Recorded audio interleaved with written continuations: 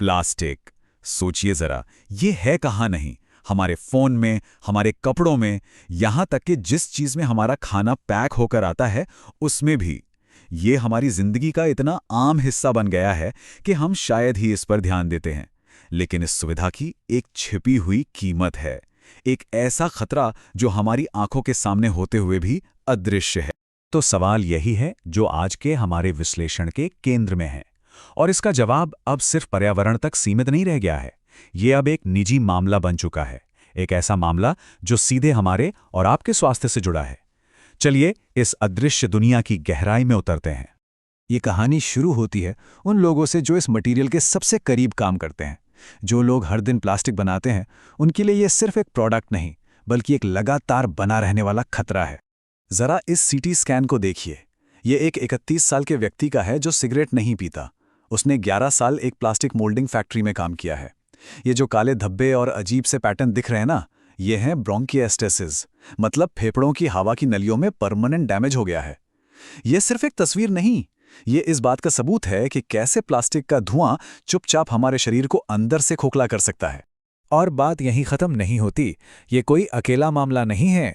अब ये दूसरा केस देखिए।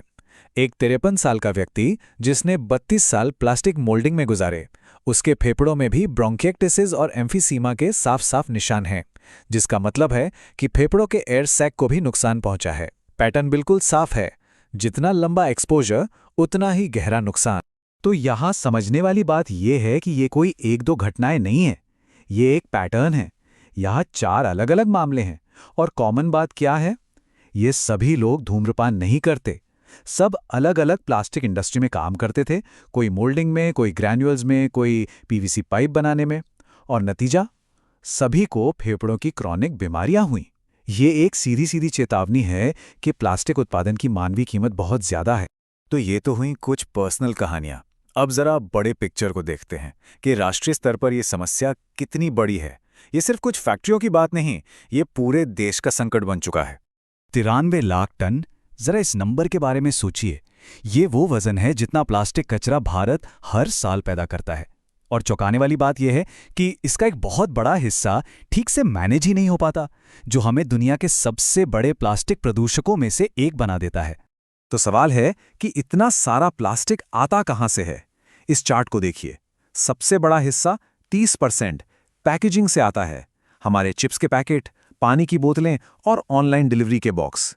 इसके बाद कपड़ा और कंस्ट्रक्शन इंडस्ट्री आती है। ये दिखाता है कि प्लास्टिक हमारी अर्थव्यवस्था में कितनी गहराई तक घुस चुका है। लेकिन इस सारे कचरे का होता क्या है? यहीं पर कहानी एक डरावना मोड़ लेती है। सिर्फ 13% प्लास्टिक ही ठीक से रिसाइकल हो पाता है और लगभग आधा यानी 46% मिसमैनेज्ड है। इसका मतलब है कि ये कचरा हमारे पर्यावरण में घुल रहा है, हमारी नदियों में, हमारे शहरों में और जैसा कि हम आगे देखेंगे, हमारे शरीर में भी। और अब हम आते हैं इस पूरे विश्लेषण के सबसे, कह सकते हैं, सबसे चौंकाने वाले हिस्से पर। समस्या सिर्फ बाहर नहीं है, यह हमारे अंदर भी पहुंच चुकी है। एक अदृश्य हमला जो चुपचाप हो रहा है। मिलिए इस आक्रमण के सिपाही से। माइक्रोप्लास्टिक्स। ये 5 मिलीमीटर से भी छोटे प्लास्टिक के कण हैं। इतने छोटे कि नंगी आंखों से दिखते भी नहीं, लेकिन ये हर जगह हैं, हमारे पानी में, हमारी हवा में और हमारे खाने में। अब ये आते कहां से हैं? 2 मेन सोर्सेज हैं। एक तो हैं प्राइमरी माइक्रोप्लास्टिक्स, जिन्हें जानबूझकर छोटा बनाया जाता है, जैसे कि कुछ कॉस्मेटिक्स में इस्तेमाल होने वाले माइक्रोबीड्स।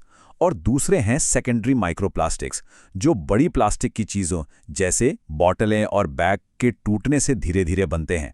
और सच तो ये है कि दोनों ही समान रूप से खतरनाक हैं।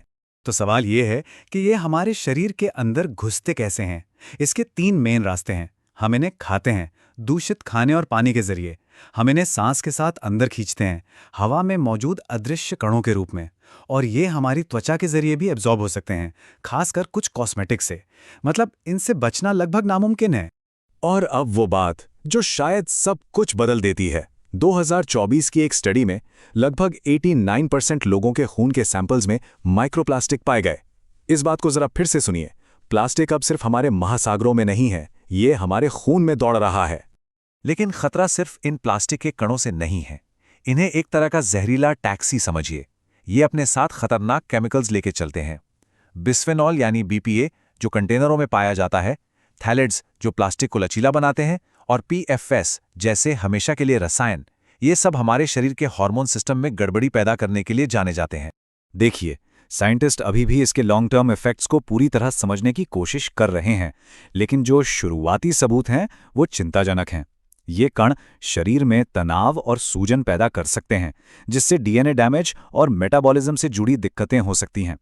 हम अभी एक अनजान इलाके में हैं, लेकिन संकेत अच्छे नहीं हैं। तो जब संकट इतना बड़ा है तो सवाल उठता है कि भाई किया क्या जा रहा है। चलिए जरा उन नीतियों और नियमों पर एक नजर डालते हैं जो इस समस्या से निपटने के लिए बनाए गए हैं। भारत ने पिछले कुछ सालों में कई कदम उठाए हैं। 2016 में प्लास्टिक वेस्ट मैनेजमेंट नियम आए, जिसमें एक्सटेंडेड प्रोड्यूसर रिस्पॉन्सिबिलिटी का कॉन्सेप्ट लाया गया। मतलब जो बनाएगा वही उसके कचरे का जिम्मेदार होगा।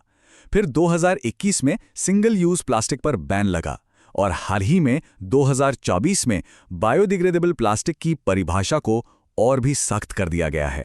लेकिन हम सब जानते हैं, कानून बनाना एक बात है और उसे जमीन पर उतारना बिल्कुल दूसरी। जैसा कि ये स्लाइड दिखाती है, चुनौतियां बहुत बड़ी हैं। नियम तो हैं, लेकिन उनका पालन हर जगह ठीक से नहीं होता। बैन तो है, पर लोगों में जागरूकता की कमी है, और कंपनियों पर नजर रखना अपने आप में एक बहुत मुश्किल काम है। तो हम आज कहाँ खड़े हैं? भविष्य भले ही अनिश्चित हो, लेकिन समाधानों की तलाश तो जारी है। चलिए देखते हैं कि प्लास्टिक का अगला अध्याय कैसा दिख सकता है। अक्सर बायोप्लास्टिक का नाम आता है, जैसे ये कोई जादुई हल हो, पर यहाँ एक बहुत जरूरी बात समझनी होगी। बायोडिग्रेडेबल का मतलब है कि कोई चीज प्राकृतिक माहौल में गल सकती है। वहीं कंपोस्टेबल का मतलब है कि उसे गलने के लिए खास तरह की औद्योगिक सुविधाएं चाहिए। ये दोनों एक ही चीज नहीं है, और प्लास्टिक की समस्या का कोई आसान हल भी नहीं है। और यही बात हमें इस पूरे विश्लेषण के सार पर लाती है। ये अब सिर्फ एक पर्यावरण से जुड़ा मुद्दा नहीं रह गया है, ये एक मानव स्वास्थ्य आपातकाल बन गया है। जब कोई प्रदूषक हमारे शरीर के अंदर पहुंच जाता है तो खेल के सारे नियम बदल जाते हैं। तो हम इस एक आखिरी और शायद सबसे जरूरी सवाल के साथ आपको छोड़ जाते हैं, ये जानते हुए कि प्लास्टिक अब हमारे खून में बह रहा है। क्या हमारी नीतियां, हमारी आदतें और हमारे नए आविष्कार इस आक्रमण को रोकने के लिए काफ़ी हैं, या हम एक ऐसे भविष्य की तरफ बढ़ रहे हैं जहां प्लास्टिक हमारे अस्तित्व का एक परमानेंट हिस्सा बन जाएगा? ये एक ऐसा सवाल है जिस पर हम सभी को सोचने की जरूरत है। Subscribe and join our community of science lovers.